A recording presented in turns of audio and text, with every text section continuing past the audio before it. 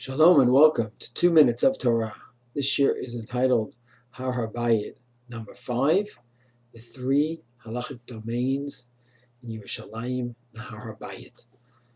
In Parshat Bamidbar, the Torah describes the setup that the Jews had in the desert, in the Midbar. We had the 12 Shvatim surrounding the camp of the Leviim, which then surrounded the camp of the Shekhinah where the Mishkan was, which means in the middle we had the Mishkan, the Kodesh Kodashim, the Kodesh, the Holy of Holy areas. That's called the Machane Shekhinah, the divine camp. Around that were the Leviim, the different families of the Leviim lived, and around that were in the 4 sections were the 12 Shvatim, which was known as the Machane Yisrael.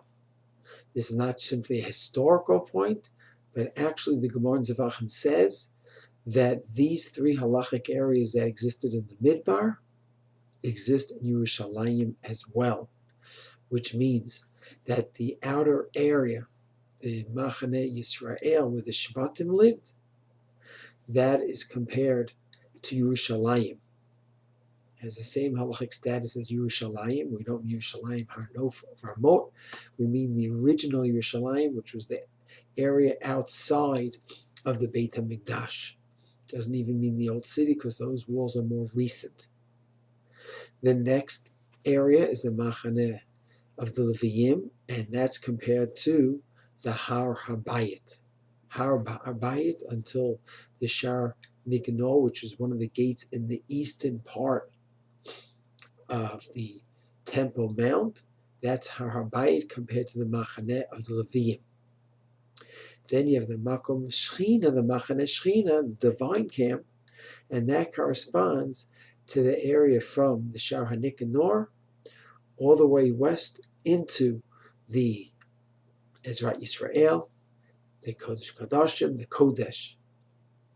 And these 3 areas that we have today, Yerushalayim, Har Habayit, and the Azara, those are compared in halacha to the 3 areas that we had in the Midbar. And whatever the halachot were in those areas in the Midbar, those are the halachot in the areas in Yerushalayim and the Har Habayit and the Azara today. Yetz Hashem, in the next year we'll discuss what those halachot are and how they would apply to today. Shalom.